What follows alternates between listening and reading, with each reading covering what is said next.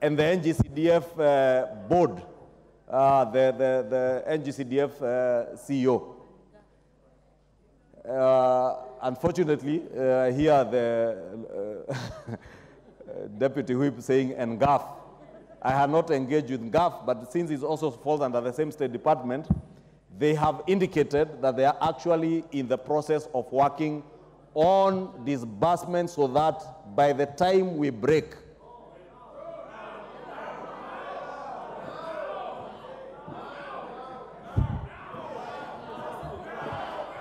now, honorable members, order, honorable members.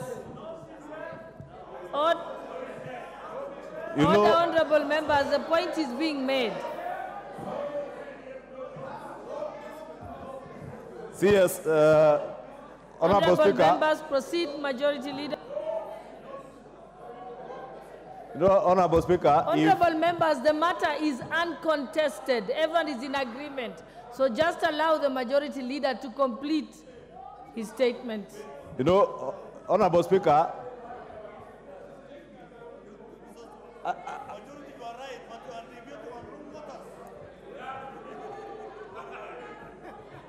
Honorable Speaker, if members can allow me to finish, because as the Speaker has indicated, this matter is not contested by anybody, not even the Leader of Majority. That is why I took the liberty, even before the matter was raised before the House, because you all forget that I represent the people of Kikuyu, first and foremost. And I have said it numerously. I don't sit here to represent, I don't represent government. Neither do I represent the Cabinet Secretary for the National Treasury. I don't work for them. I work for the people of Kikuyu. And when it comes to an issue,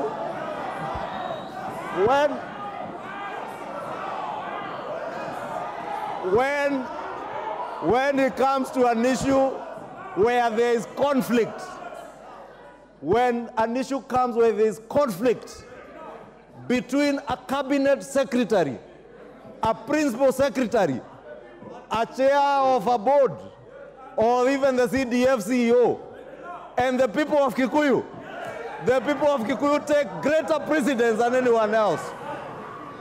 That is why I'm pleading with you, you allow me to finish, because what was I saying in conclusion?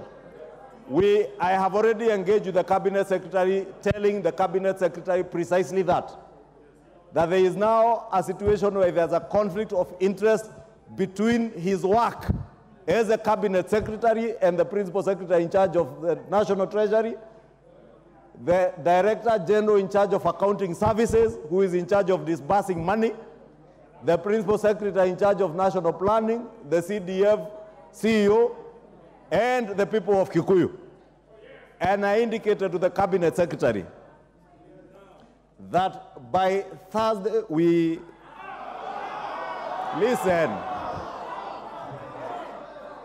as the Leader of Minority said, without anticipating debate. Without doing what? Without anticipating debate. Honorable Speaker, again without anticipating debate, members will note that the House Business Committee had slotted in a morning sitting on Thursday. And I indicated to the Cabinet Secretary that this House cannot proceed to go on recess on Thursday without clarity as to the exact date, time, when the money not will be disbursed will hit your NGCDF accounts at the constituency level. Lastly, Honorable Speaker, more important,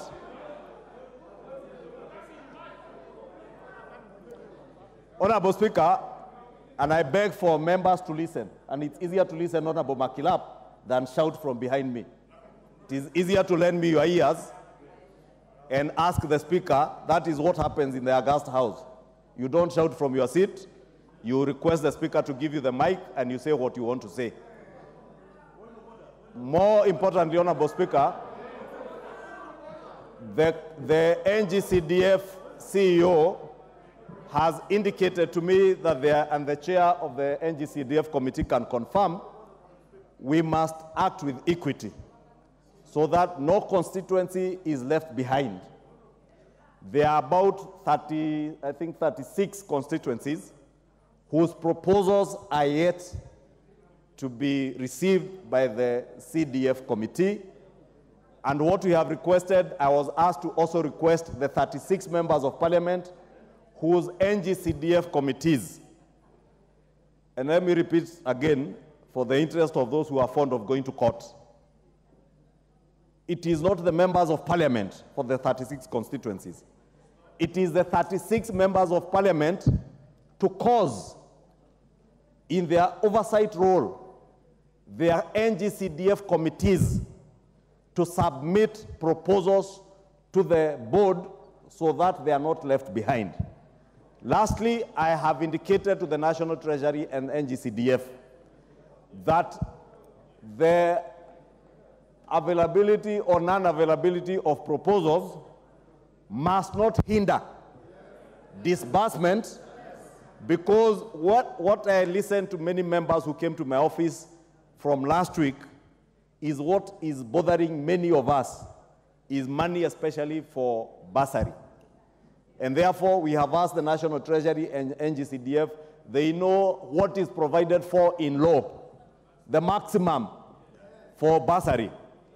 With or without the proposal, we must cause them to disburse at least up to that 40% for bursary, so that by the time our children are breaking from their Christmas break, we have processed the bursaries, or rather the NGCDF committees have received applications, processed bursaries, and they are ready to disburse those bursaries before schools open. Therefore, Honorable Speaker, the Cabinet Secretary is on his way back to the country, because we were speaking on Monday, yesterday, while he was preparing to get back from COP28. And upon his arrival, I should be able to give a progress report on that particular position, either tomorrow afternoon or latest Thursday morning, before we even consider going for a break. Thank you, Honorable Speaker. Just give one more member, then we go to the NGCDF chair. Honorable David Ochieng, member for Ugenya. I've seen you pressed your point of order. No, thank you so much, Madam Speaker. Without shouting, you did press the intervention button. Thank you so much, Madam Speaker. Madam Speaker, mine is just to agree with the minority leader and the majority leader. I don't think, Madam Speaker, should get to this every year.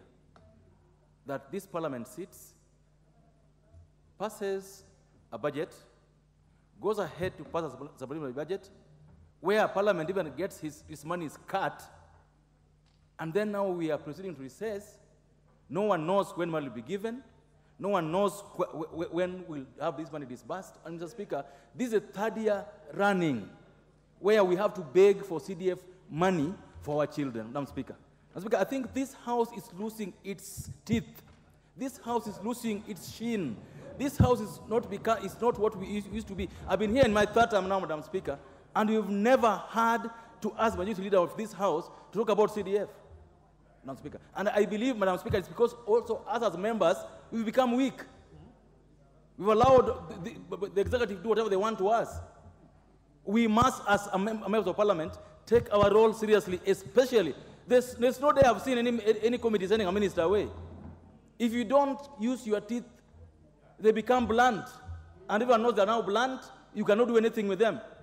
And so much as we have pressure on the majority leader, I think it's on us as a body of parliament. We've allowed the executive to go away with too much. They now think they can get away with anything against us. It must be said this afternoon that, Madam Speaker, if anything happens to our children because they don't have school fees, it's not because of the executive, it's because of us as members of parliament. It's because of us failing to hold the executive to account when we need to. It's because of us hobnobbing with the ministers when they come here, kissing them, treating them like their kids.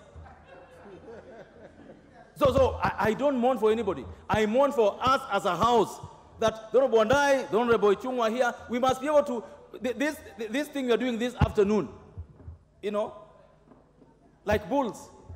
We would have done this long time ago. Not today, not yesterday. You'd have done this even without it being brought to the floor.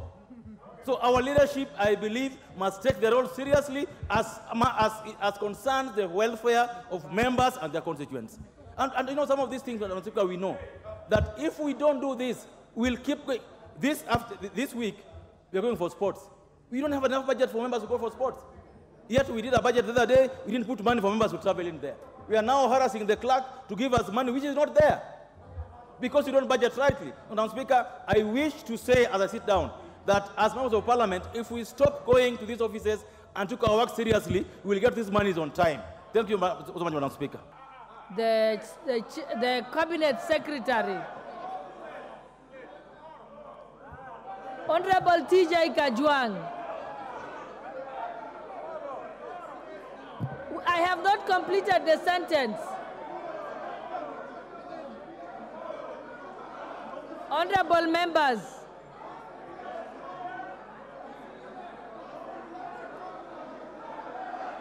honorable members,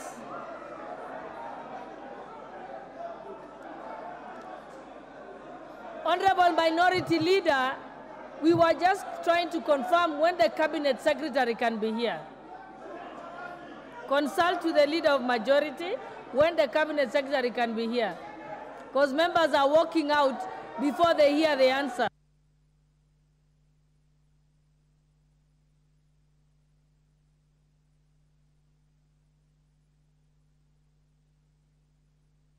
What's your point of order, minority leader?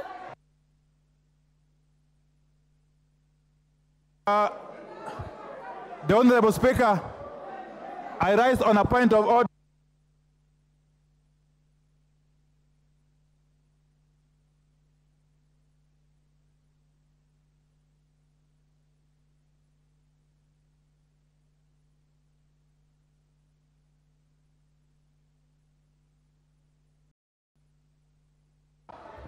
Honorable members, you're denying yourself the opportunity of a solid answer.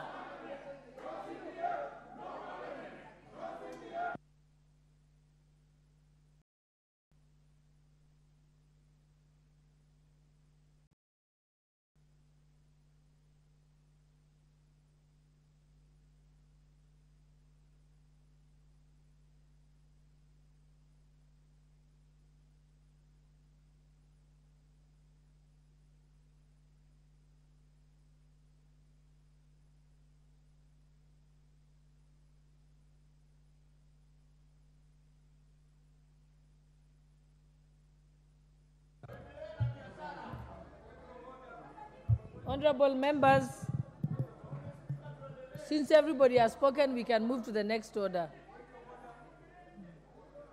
Order number 8, procedural motion, approval of a Thursday morning sitting.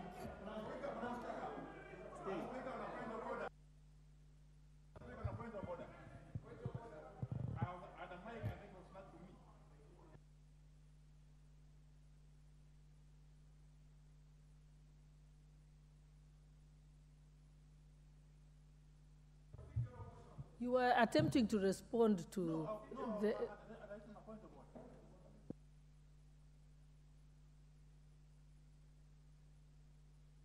Would you like us to move to the, since we've already called out the next order? No, let's move to the, let's go to the, okay, honorable members, be calm. I already called out the next order because debate on that other issue has since expired. Let us proceed to our next order.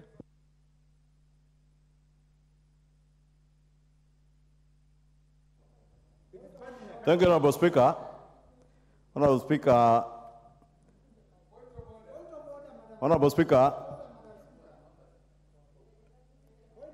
I want to beg your indulgence to withdraw the procedural motion because of the way it was worded. And Honorable Speaker, we shall be consulting with the House Business Committee members.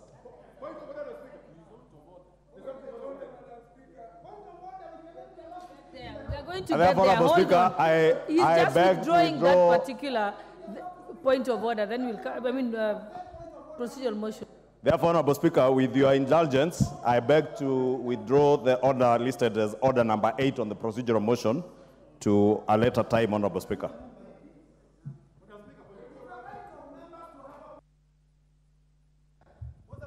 No, the person who's supposed to have a point of order is Honorable Wandai, not Honorable Mbui. Proceed, Honorable Wandai. Madam Speaker, I raise a point of order.